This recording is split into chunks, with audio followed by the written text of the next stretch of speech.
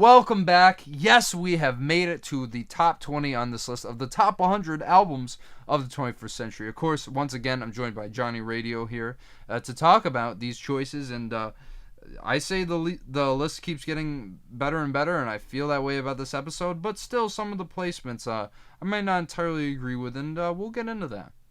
Yeah, we'll definitely get into some stuff on this episode. I think there's still a few questionable things that I have will find issue with, and you'll see why. But you cannot deny that this list is very varied, and yeah, that there's been some contentious debate, and we may have some of that on this episode, but we'll see, man. This will be fun. Yeah, man. Well, yeah, let's just rip the band-aid off and get right into it at number 20. One more time.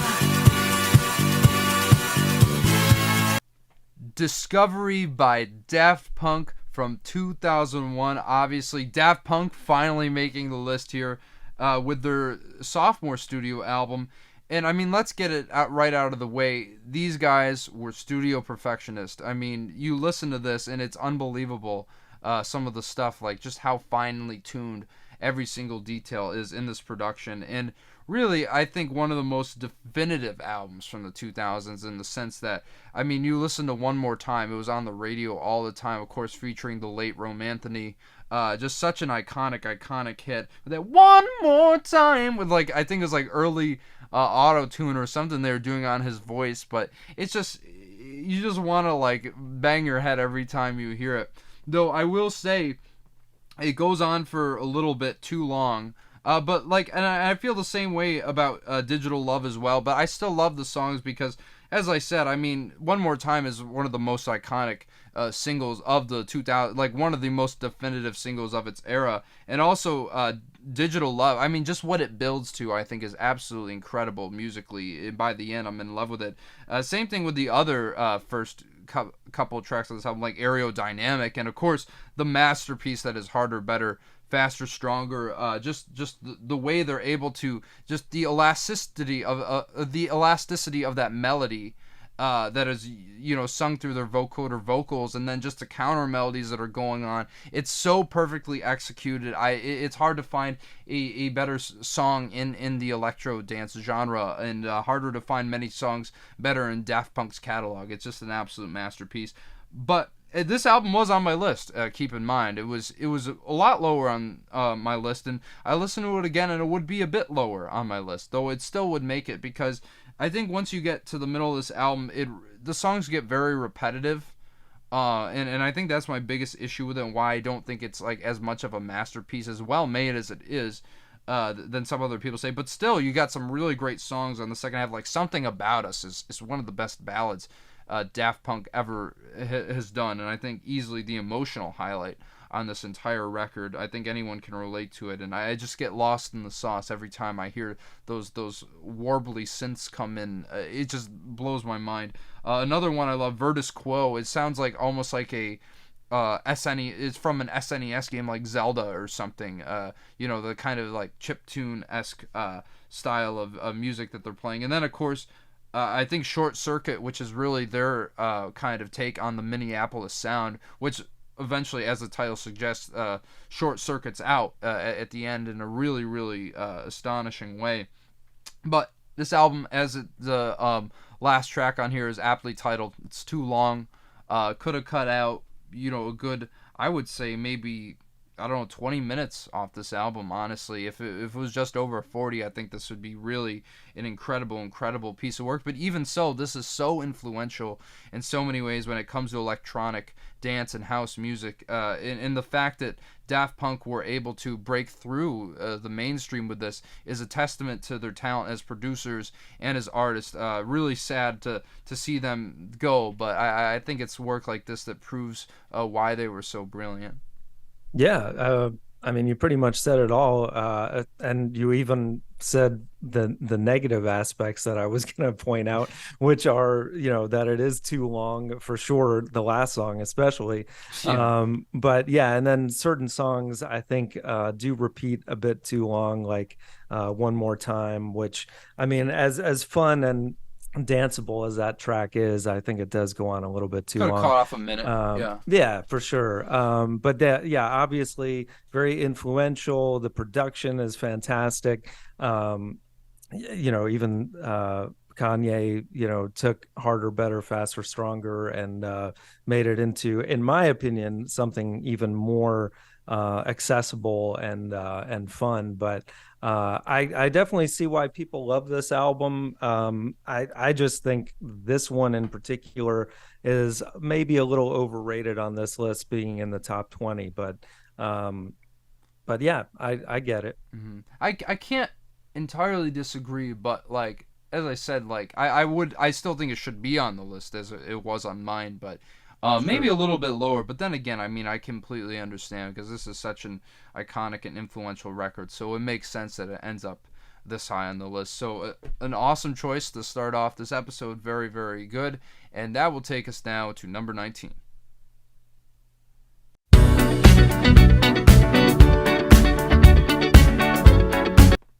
Random Access Memories by, once again, Daft Punk, 2 in a row.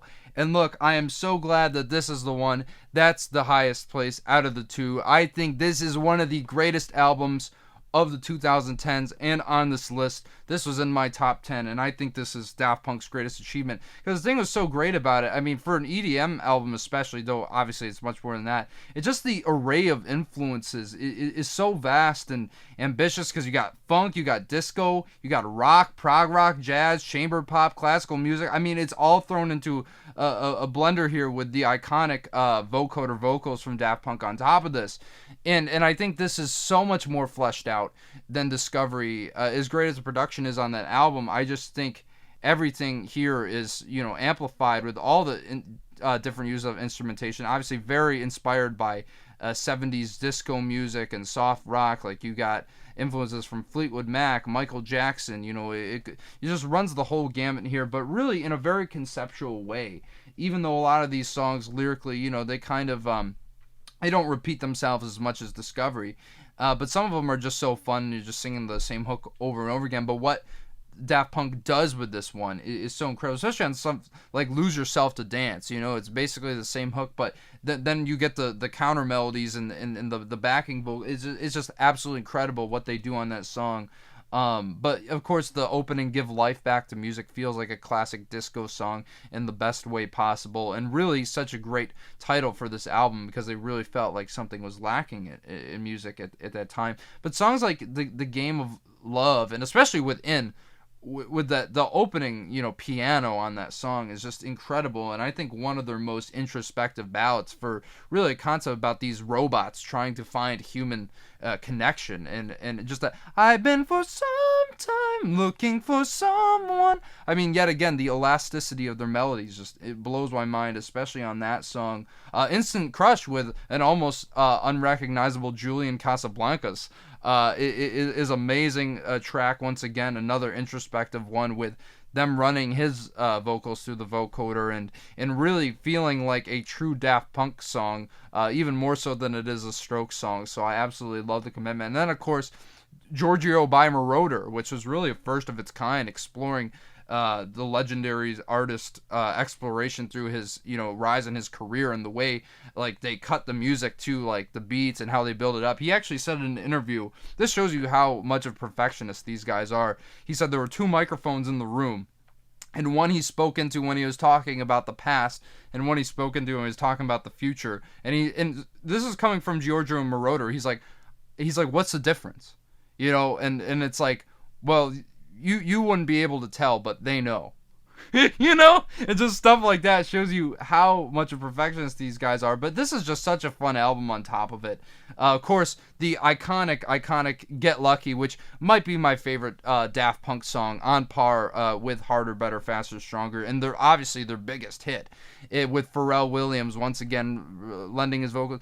She's up all night to get some. I'm up all night for good fun. It's just one of the most iconic singles of its era. Huge when it came out. But even songs like Beyond sound like a Max Steiner score from the 50s. It's incredible, the range here, especially Touch. Paul Williams has an amazing orchestration and choir arrangements to that, which are very reminiscent of You Can't Always Get What You Want. and even like moments like Motherboard, which is my least favorite song in here. It's like the way the synths almost sound like they're it sounds very watery by the end. It's still sonically gripping all the way through to Contact, which is an amazing sonic finisher to this album, full of amazing songs, and just a very introspective album. I really love what they did musically, conceptually, and otherwise. I think this should be in the top 10 on this list, if I'm being honest. But even so, I'm glad to see it in the top 20 because it really is one of the most iconic albums of the 21st century, without a question. And really sad to see these guys once again, lose touch with what they're doing. But I think also goes to talk about their integrity as artists, because they could have kept going, but they decided it's time to hang it up. And gotta love this group for that, and gotta love this album. Yeah, I mean, they went out with a bang, and once again, you said it all, man. There's really nothing else I can add to that. Get Lucky, of course, was huge, and rightfully so. And I remember at the Grammys when they performed this with Pharrell and also Stevie Wonder, when they turned it into Damn. like a medley of that and Another Star. It was just so cool. And Nile Rodgers playing guitar. I mean, just a timeless classic. And like everybody, including Paul McCartney, was on their feet. And, it's just great teeth out music, baby. Yeah. You want to Here we dance and go. move around. And yeah, you got to love it. And yeah, Contact is such a brilliant way to end the album. I mean, they kept getting better and better at what they were doing. So I think this is the better of the two albums. So it makes sense that this is at 19 and the other at 20. But yeah, great pick, guys. Yeah, and I really think this is one of the greatest last albums, up there with Abbey Road and Bridge Over Troubled Water. It's probably right under there for me. I think even though they broke up like almost 10 years later, still, I mean, this is a phenomenal album to walk away with a career from. So yeah, amazing choice. I still think it should be higher, but nonetheless, glad to see it on the list. And that, guys, is going to take us to number 18.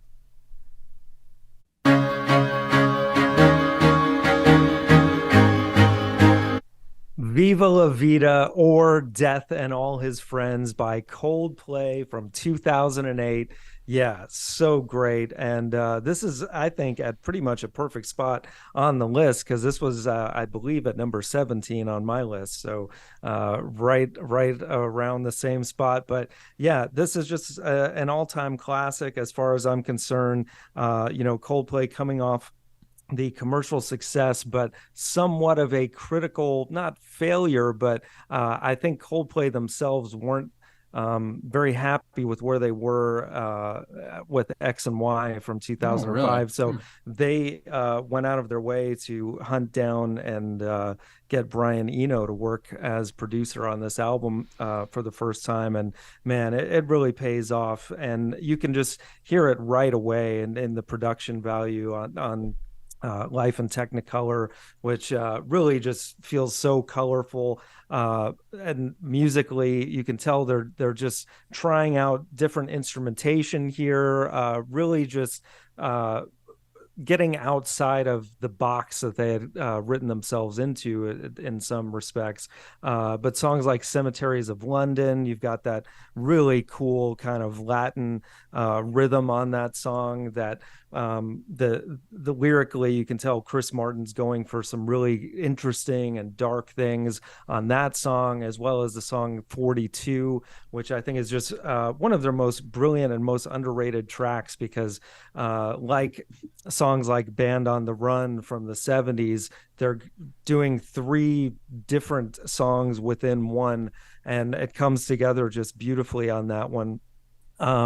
Really, there's not a weak moment on the album. I think songs like Yes and Death and All His Friends are probably maybe two of the weaker ones, but that's really not saying much, because I mean, they really offer some really interesting things that you're not used to in a Coldplay song at that point. Yes, bringing in some Middle Eastern vibes, and Death and All His Friends just with this huge bombastic buildup. but of course, Viva La Vida is the standout on here, the song that everybody knows and loves. I mean, just that huge triumphant chorus and the banging of the timpani drum by World Champion and the strings. It's just here's that's it's just you can sing along with it. But Strawberry Swing, I think, is another track that is just beautifully understated, and the guitar work by Johnny Buckland on that, as well as Lovers in Japan, you can tell he's bringing some Asian influence into his guitar playing on those tracks, and it comes across in just a really lovely way. And Violet Hill, another just great first single that they brought in here that is a little more hard rocking, so it's got all these different flavors and vibes brought to the table. And I think it really it could have been hit or miss, but I think they knocked it out of the park with this one. So I'm so glad it made the list at this spot. Well, hey, I'm glad that you're glad it's at this spot, though. I don't think it deserves to be quite this high. Certainly not above Random Access Memories. Let me be clear on that. I think that's a little crazy. But what I will say, this album didn't make my list, though it was close at one point, because I do think it's a really good album for many of the reasons you said. I don't necessarily feel it's as cohesive in the sense, because I feel like a lot of the musical segues, it's just kind of sometimes distracts me, and I think, I don't know if it entirely like works 100% if you ask me. But yeah, as you said, like, Cemeteries of London, 42.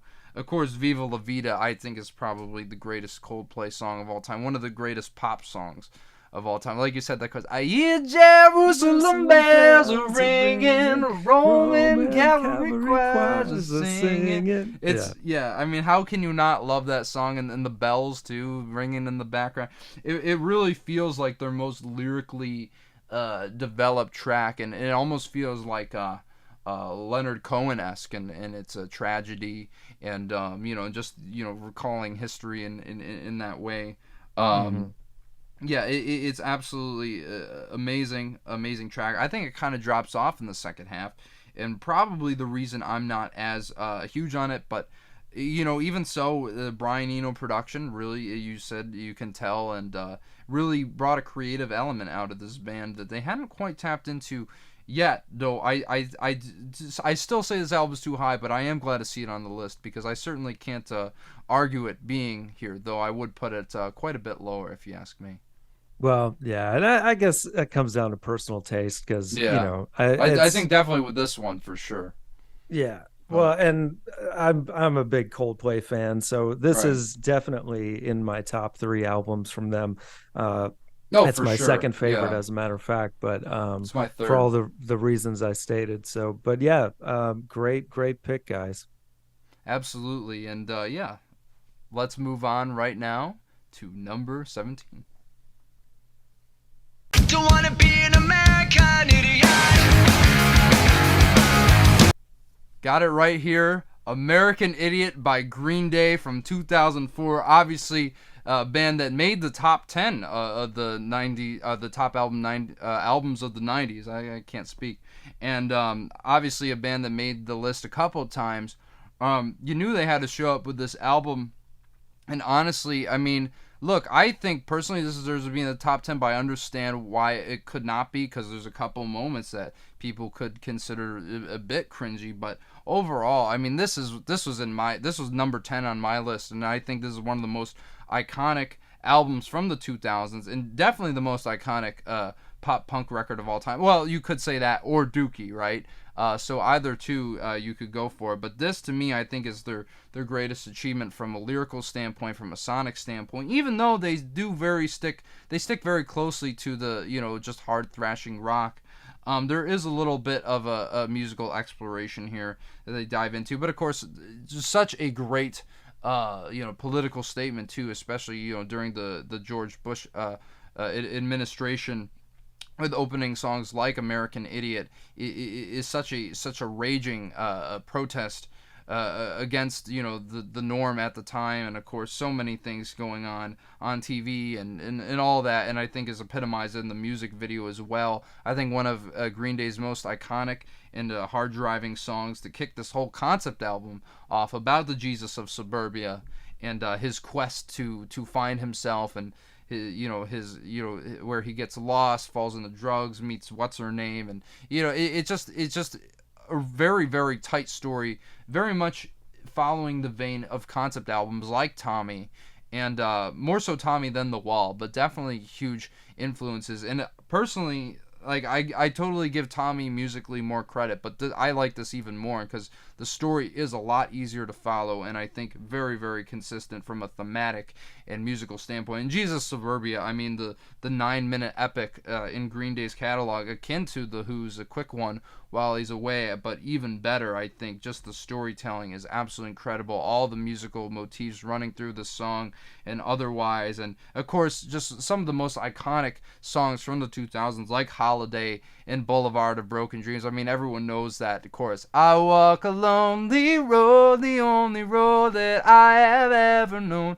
And, just an amazing anthem for the broken and the lonely that I've ever heard. My shadow's the only one that walks beside me. I mean, you can't get much more iconic than that, but still really beautiful ballads too, like Give Me Novocaine, which is a bit more softer than the rest of this album, and I think a few of the moments that really shine musically and lyrically, of course.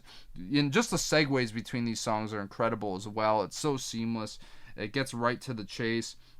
And yeah, I mean, of course, another one of my favorite songs of all time, up there with Jesus Suburbia, Wake Me Up When September Ends, I think is one of the most heart-wrenching ballads Billy Joe Armstrong ever penned. Of course, talking about the day his father died, and after the funeral, he went into his room and said, "Wake me up when September ends," which is a very profound thing for a kid to say at that time, but just turns into one of their most beautiful and heart-wrenching songs, and easily one of their best. And I just love the journey of self-discovery on here, through the chaos, and him trying to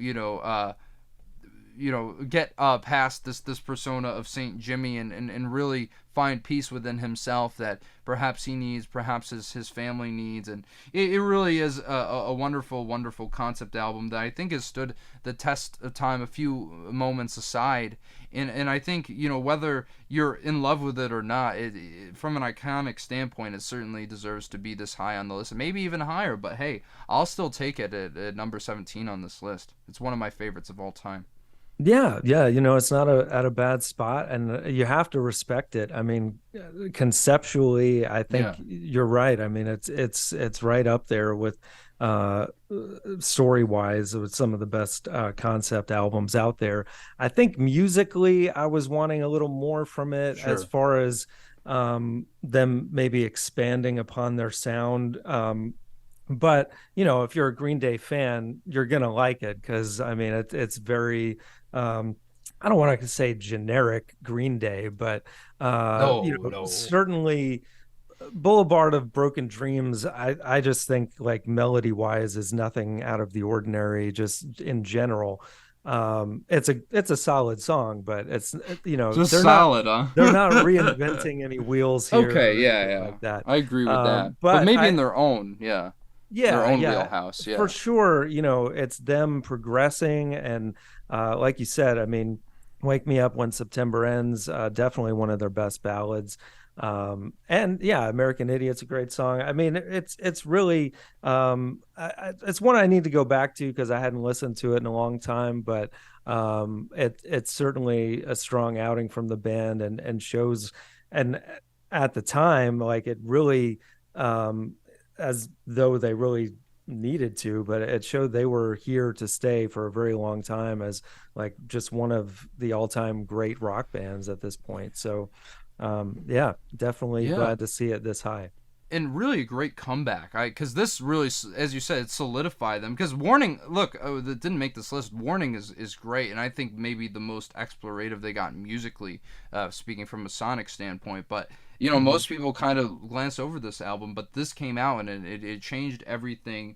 Like you said, I mean, it really is just such a progression in their discography. Maybe not as much their sound, but I really think that this is definitely one of the most broad-reaching, and especially setting it at that time amidst all the chaos of the Iraq War, and just setting it that, all that pent up angst put into this record, conceptually, and the story, I think still holds true to this day, and has stood the test of time as a really iconic pop punk classic. I really don't think it gets much better in pop punk than this. So of course, an amazing choice. Really glad to see it this high on the list, if not higher. But regardless, absolutely love this album, and that will take us now to number 16.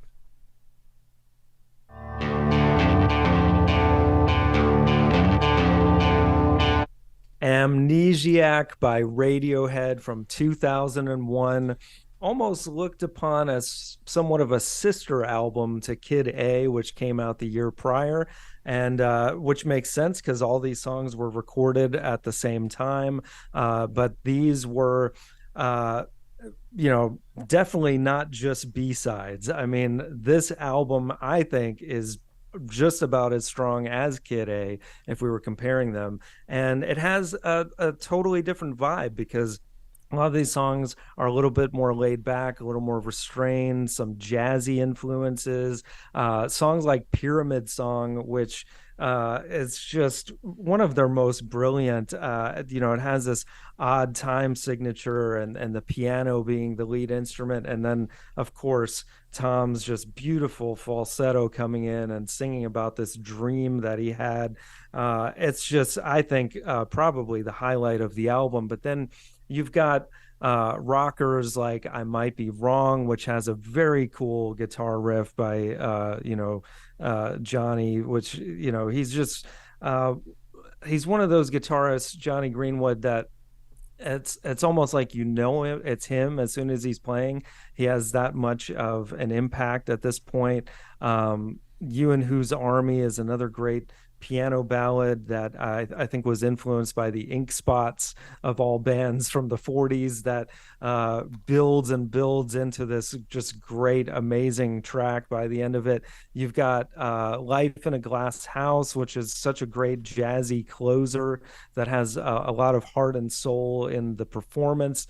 I got to see them perform on this tour, and they played most of the songs from the album, and it just made me love it that much more because even songs that some would think are throwaways, like Packed Like Sardines in a Crushed Tin Box, it's just got so much energy to it live that brings out more of the heart and soul that underlies what's being conveyed maybe on the album. But Polk Pole Revolving Doors is kind of nonsense, but almost in kind of a fun way.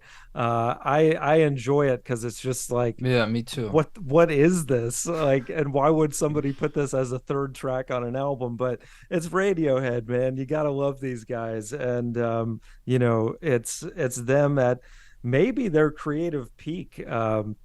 With this time period, with them just trying to really, kind of like I was saying with Viva La Vida, they felt like they had done everything that you could do with guitar rock on OK Computer. So in this Kid A Amnesiac phase, they were just really trying to reinvent themselves, and I think it really paid off on both records. But this one is nothing to sneeze at if you guys are new to Radiohead and are like, oh, Amnesiac is less than. No, man, this is great, and I think this is at a great spot on the list.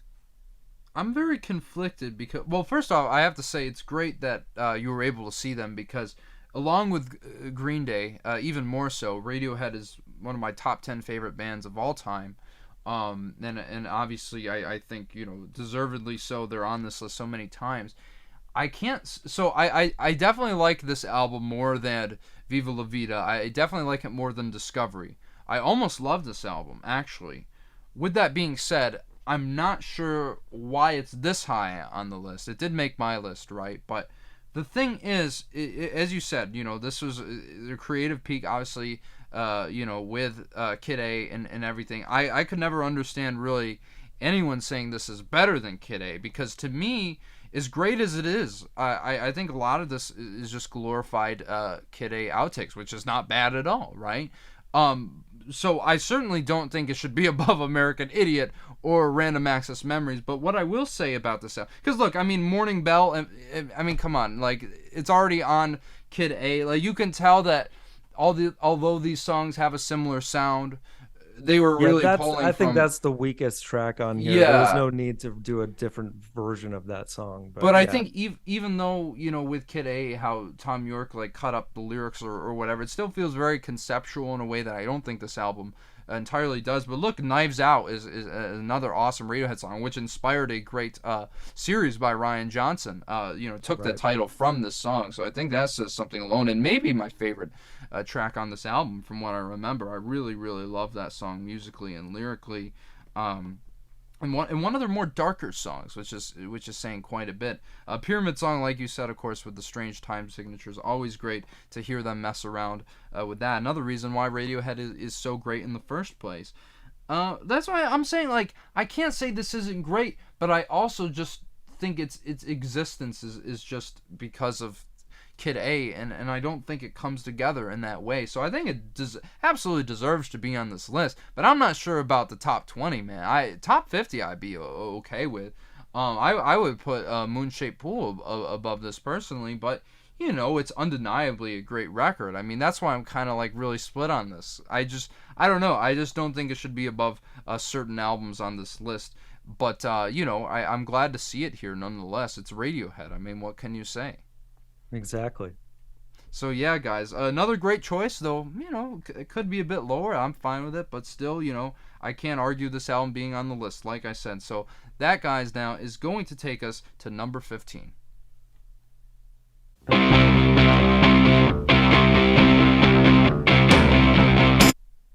Funeral by Arcade Fire from 2004. Obviously, the debut from this Canadian indie rock band, fronted by Win Butler, who, let's be honest, is a controversial figure within himself. But we won't get into that right now because this is often considered such a classic in the genre. And honestly, this did make my list at number 100. So, it's not my favorite, but I do really, really enjoy it musically. I think it stood out at its time, though it has been a while since I've listened to it, so bear with me here. But I remember loving it from the beginning in Neighborhood Number 1 Tunnels, and you could really, sense this sense of suburban anxiety, kind of similar to American Idiot in that sense, but not at all similar lyrically or musically. And you could, you feel that throughout this entire album. Of course, songs like Wake Up, which was a huge hit on this album.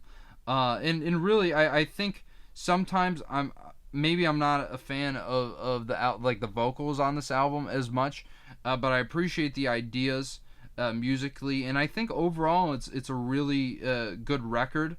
As I said, I'm not as into this band as much, and I wish I had more to say about this. I would put this lower on the list personally, but I wouldn't refute it being on the list at all because it's obviously it's made a splash.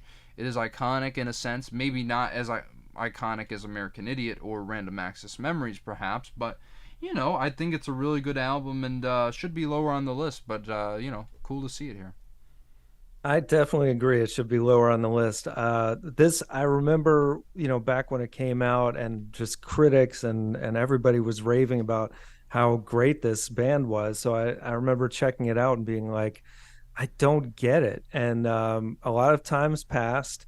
I went back to try and see if, maybe it was me, and I still just don't get it, man. Like Maybe it I think was. this might be one of the most overrated bands on this list, to Why be is honest. that though? Might I ask? I don't know. Like I think I don't even want to call it pretentious. It's just it's just nothing that I can get excited about. Like the music, um and I don't know, like for the first song I was like, okay, like maybe I kind of get it a little bit, but as it went on, man, I think it's the same thing that you pointed out. Like the vocals I can't get engaged with, and that's usually the case. Like if I can't get into something, it's that. And for the duration of this, I don't hate it by any means. Mm. I just don't think it's what people think it's cracked up to be, like But one of the greatest albums of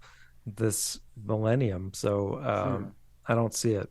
Well, I get, like to an extent, like of course music is subjective, but do you think it's more of a personal thing then in that sense? Yeah, sure. I mean, it all is really, but Yeah, I mean, well, you know how I am, see me going on yeah. in the comments sometimes, but yeah, I mean, yeah, I guess it's not for everybody, but I still think it deserves to be on the list in some way. I'm sorry, I wish I could say more about it. It's just been a long time, and well, an album I really liked, but not one that I fully loved to the extent of other people. So maybe I'm willing to meet you halfway. I don't know, but yeah, I still think it's a cool record. So could be lower on the list. I think we both agree there. But yeah, glad to see Arcade Fire make the list. I guess. So there you go. All right, guys, that's going to take us now to number 14. May I have your attention, please?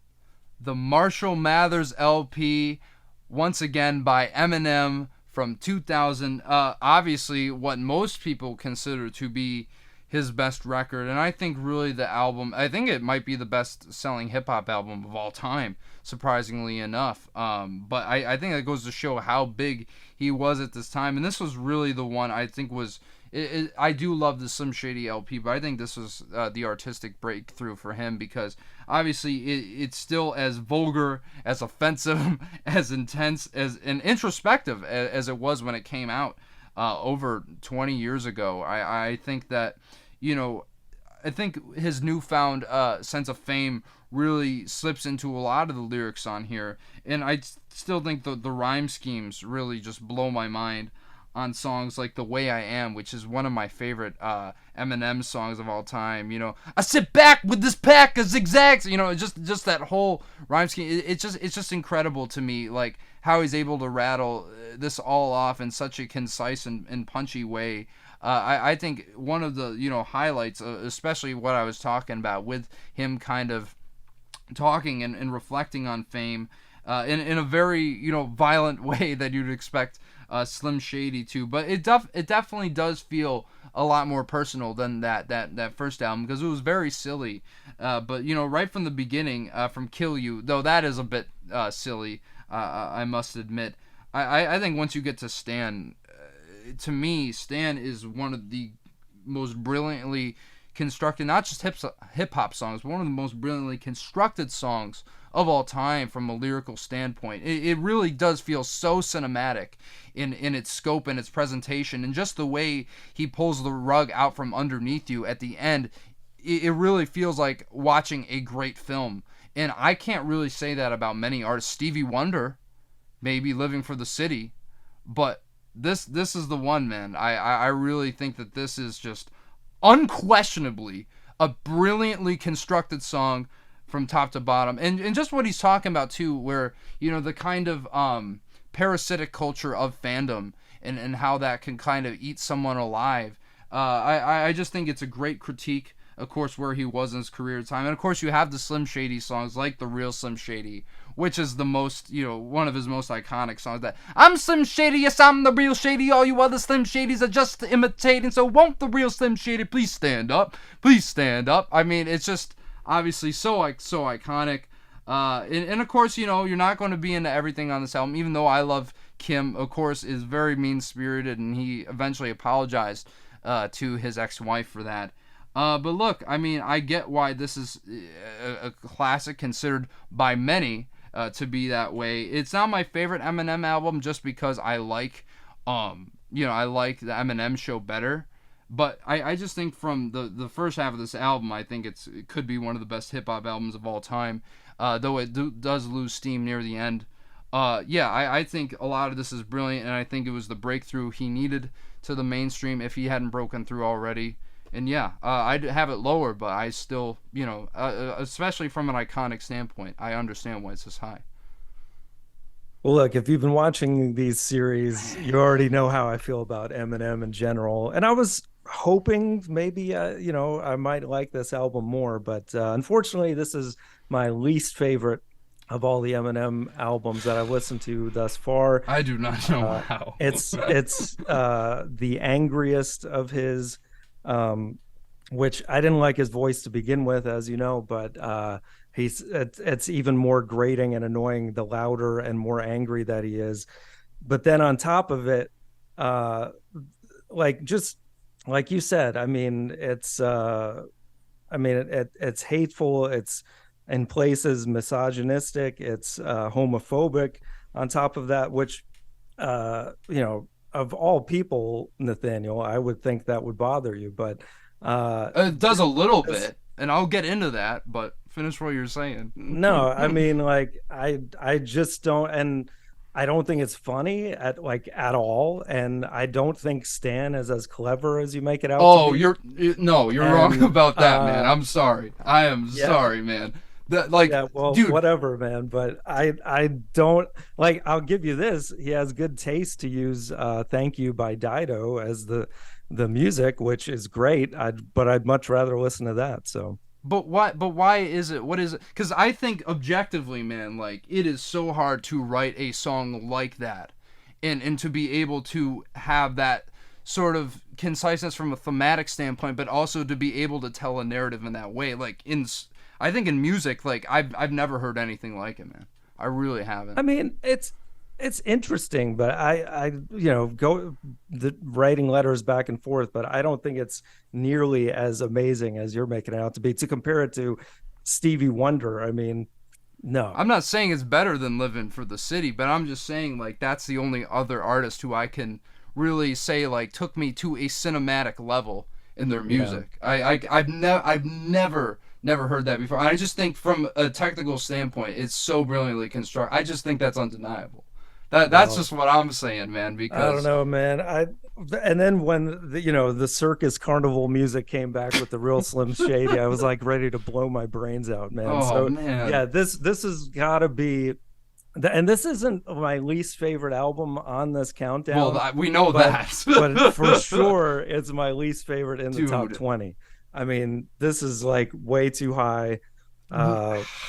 Yeah, man. I am hate shocked you hated that, dude. Okay, big L, man. I'm so, like, I can't believe you hate it that much.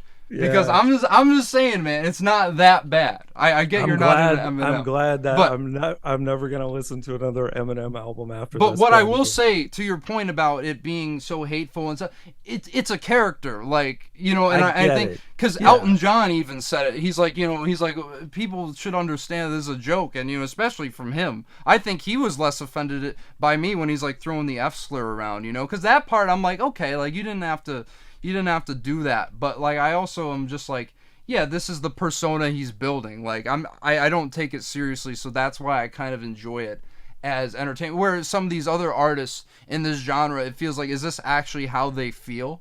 You know what I mean? So that's kind of why I'm okay with it to an extent. But yeah, so I definitely had to say my stance there because I don't want I think there's to truth be in misunderstood. jest, and I think like just I could see that like.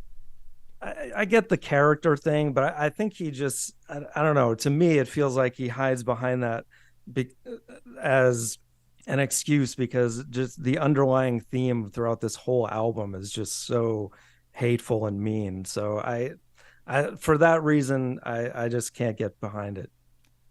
Yeah, I mean, I guess it's not for everybody in that sense, but I don't think this is a bad record, man. That's just all I'm trying to say because I can't get behind that. You know what I mean? But all right. So I love it, but I'll say this: I don't think it should be quite this high.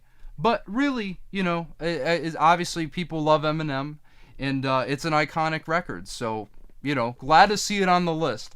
And that's all we have to say about Eminem for the rest of this countdown. So Yes. hope you guys, I know he's pleased, but I hope you guys are pleased as well. So anyway, that now is going to take us to number 12 or 13. We'll see in a second. 13. They tried to make me go to rehab. I said no.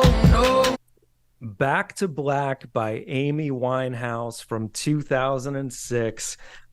Really a timeless classic, and you knew this was going to make the list. And I think this is at a pretty decent spot. Amy Winehouse, just one of the greatest vocalists really of all time. And, she really only had couple albums, sad to say, but rest in peace. But man, my gosh, this is definitely the strongest one. I mean, just from the opener of Rehab, which throughout the album, the production by Mark Ronson is fantastic, because it really gives you, her influences, which sometimes she wears on her sleeve, like some of the old stuff, the Supremes, the Ronettes, but she makes it contemporary and makes it her own at the same time. And yeah, that one is just so fun and catchy. Of course, I'm no good, which brings even more of like a contemporary hip hop vibe into the mix, and just a brilliant melody on that one. Me and Mr. Jones is another, just such a fun song, where she's talking about missing the Slick Rick gig, And another influence. But yeah, what were you gonna say? oh, and that song is technically about Nas, actually. Oh, is it? Okay. Yeah. Very interesting. I Nasir didn't know that. Jones, yeah. Oh, okay. Yeah. Well, but maybe that's not a good thing for Nas, but No, it was a loving tribute. It was a loving tribute. Yeah, they were Okay. friends. Yeah. Gotcha. But yeah, Back to Black, the title track, of course, another just classic. I mean, it just so timeless, and just the just kind of wall of sound production is beautiful on that one. There's some songs that I think don't stand up as well as the others, but at 35 minutes in length, it's such a short listen. It goes by so quick. I almost wish there was more. I mean, there's songs like He Can Only Hold Her that really have grown on me over the years, that just the beat is so good, and lyrically, and just musically overall, it's just I don't know, man. I think it's perfect where it is. I think but between her and Adele, I think this probably is the stronger album. I agree. Even though, okay, I'm surprised you agree with that, because I Well, know how much you love 21. But yeah. but yeah, great pick, guys. Yeah, I mean, I couldn't agree more. I will say I'm glad to see it above a Marshall Mathers LP, but Yes. talk about growing on you, man. Because like this is the thing, like, so just so I'm clear, like Adele, I probably enjoy more, like from a song to song basis, and just she's had more, she's been around longer, so she's been able to make more music. But I mean, without Amy Winehouse, we wouldn't have half these people, because she, obviously a member of the infamous 27 Club, an artist we lost way too soon, really at the peak of her career. But one, I think in the vein of someone like Jimi Hendrix or Kurt Cobain, was really a cultural and musical icon who really changed everything. Just her fusion of neo soul and the old classic girls groups from the 60s, and it really is such a fruitful combination. I mean, obviously taking stuff from her contemporaries like Lauryn Hill, and really broadening it in a new way that's very still neo soul, but also very classic. This sounds like a modern update of a 1960s album. But even so, just the production from Mark Ronson, like you said, is just amazing, and the lyrical themes on here, yet again.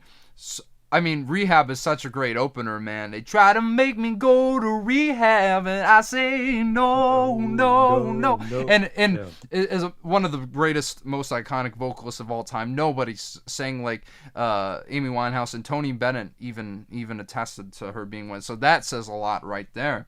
Right. But obviously, the song is sadly prophetic in a lot of ways. I ain't got the time, and if my daddy thinks I'm fine. It's just so sad knowing, what happened to her and the situation with her father.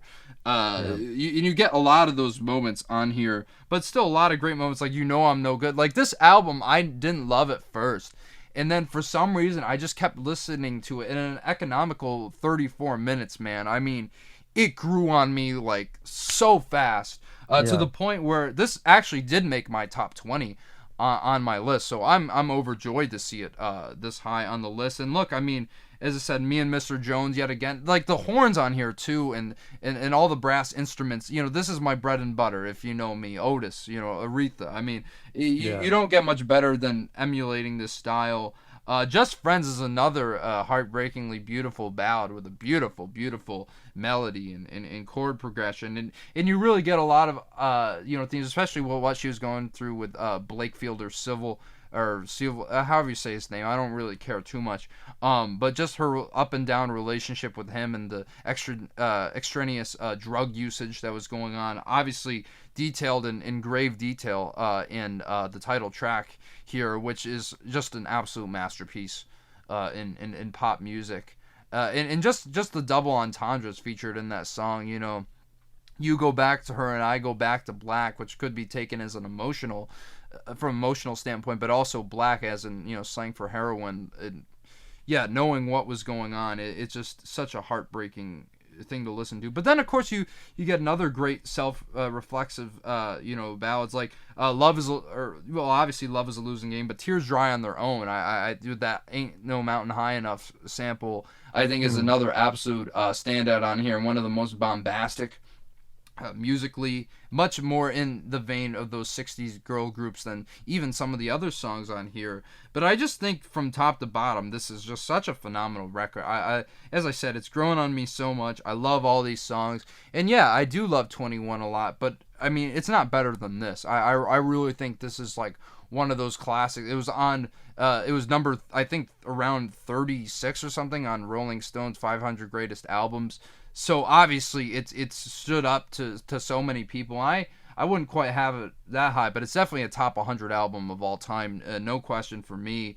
And obviously deserves to be this high on the list. This is a timeless classic, and really glad to see Miss Winehouse represented on here for what is definitely a groundbreaking and game-changing album. So amazing choice, guys, and that is going to take us to number 12 this time.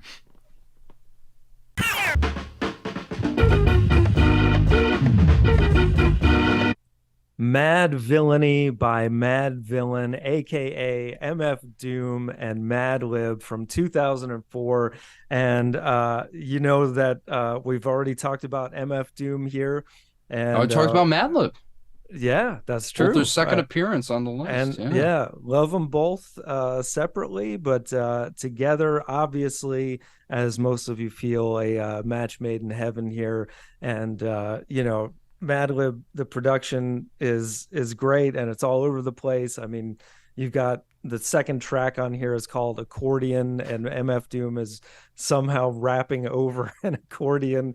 The dude was amazing. And, even though, like I think I mentioned before, I don't like this as much as Victor Vaughn, as we've said, and I wish that had made the list. I do like this better than Food overall. And I don't. I know.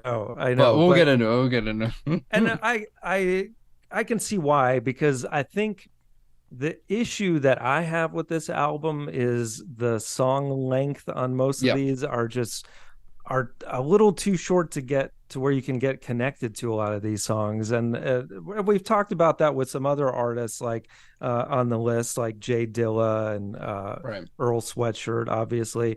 But here, of course, it's at a higher level, and you have to admire MF Doom just throughout. There's our tracks that stand out more than others, like Figaro and All Caps, and I like the closer Rhinestone Cowboy as well. But it's, if I'm being honest, I think it is a little high on the list. It's definitely you can see where people would love this, and I do think it's very strong. I mean, MF Doom is one of those artists that I'm coming around on to where almost no matter what he did, it's always going to be good at the very minimum, even if he just shows up. We've talked about him even with Danger Mouse. He showed up on Belize on that album. Danger Mouse and Black Thought as well, and that's one of the strongest tracks there. So just an amazing rapper, and great to see him this high on the list, although possibly a little overrated on this one. But still, the GOAT! I mean, I don't think there's a better rapper than MF Doom ever, or maybe never. I don't know if there ever will be again. Yeah, man. I mean, no one. Sorry, Eminem. I mean, you can't quite rhyme like that. I mean, come on. Let's be honest here. And yeah, I almost agree with you in a lot of ways, because I think this is great. But it's an album I don't quite love, and I think that is because of the length. It's too short. These songs go on for too short amount of time. I want to breathe them. Another reason why I like Food more, I think the samples are more eclectic. I think they're more musical. And I mean, don't even get me started on Vaudeville Villain. I could go on and on about that album, and probably the best MF Doom release. But to me, this is definitely number 3 from what I heard in my introduction to MF Doom. Because after he had passed tragically, and we all heard about that, I was like, let me check this out, and I was very pleasantly surprised, because, as you said, I mean, the fact he rapped over an accordion, that should tell you everything you need to know about MF Doom. But of course, his match with Madlib here was really what broke him out from an underground sensation to still a bit underground, but more mainstream, to this level that he's above Amy Winehouse on this list. And I don't quite agree with that with this album, but you know, just some of my favorite MF Doom lines are on here, like on Figaro, which is probably my favorite track, where he's like, if he was Anita's baker's man, he'd take her for her masters, hit her once and shake her hand. One of my favorite and most clever and brilliant and funniest MF Doom lines of all time. I absolutely love that song. And yeah, I mean, just again, the cartoony samples that you get through here. I've never been as much of a fan of that as a lot of other people, but I still appreciate it for what it is. The fact he's pulling from is super, super eclectic from where he's, you know, pulling this stuff from. Yeah, I wouldn't honestly, I wouldn't even have this above Marshall Mathers LP, but regardless, I wouldn't have this above Back to Black or American Idiot or Random Access Memory. Maybe I'd have it above Viva La Vida and some other couple albums, but yeah, I completely understand it making the list as it made mine, but it was a lot lower, and yeah, I don't see this as Doom's best record, but I certainly appreciate it. That this was the one that really put him on the map, and I can't, like I was saying with Amnesiac, I can't deny that this is a great album, and glad, even though I think it should be a little lower, glad to see MF Doom and Madlib once again make the list. So yeah, great choice, guys, and that now is going to take us to number 11.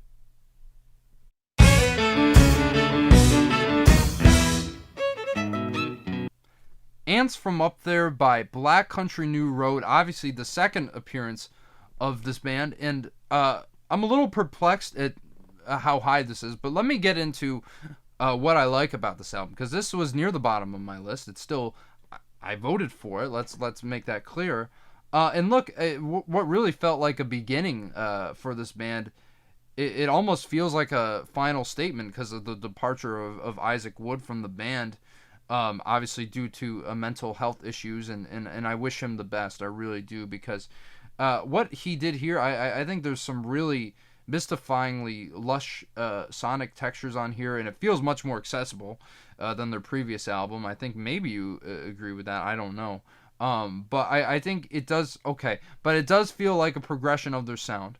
And a lot of pain in delivery in his lyrics, and you know, especially the place where he inserted the blade, I think was one of the best songs from last year, and not one that I particularly, you know, remember listening to, but the lyricism on it I think was just so potently powerful, knowing what Isaac Wood was going through at the time, you know, and I really do think it might be their best song ever. Even so, like, the fact that there's 21 minutes after that, 5 of which easily could have been shaved off, I think really this album's poorly structured, if you ask me. And I really, really, really like this. I don't think this is a sophomore slump by any means, but at the same time, why is it this high on the list? Like, because one, this you're putting this above classics like Marshall Mathers and Back to Black and American Idiot and Random Acts, anything from Daft Punk, I might have it above Viva La Vida personally. But besides that, like, this album just came out last year. Like, I don't know why are we saying this is one of the best already. I don't feel that way about this, and I voted for this. I was really kind of shocked, and I really disagree with it being this high on the list because I don't think it deserves to be. I think it deserves, personally, if you ask me, I think it deserves to be on the list, but really nowhere near the top 10. So yeah, double-edged sword here. I'm glad to see it, but absolutely not this high. For sure. Yeah. I dislike this one just as much as the As I other one. figured. So, yeah. As I said before, with these guys, yeah, definitely don't get it. I don't get it more so than Arcade Fire. So I don't really know what else to say other than what the hell, man. Like number 11, come on. I mean, there is some really, really great stuff on here musically, though. Like, you still have to give the band that they are doing a lot. But I agree, man. Like, this is way too high on the list, even though I personally think it's deserving.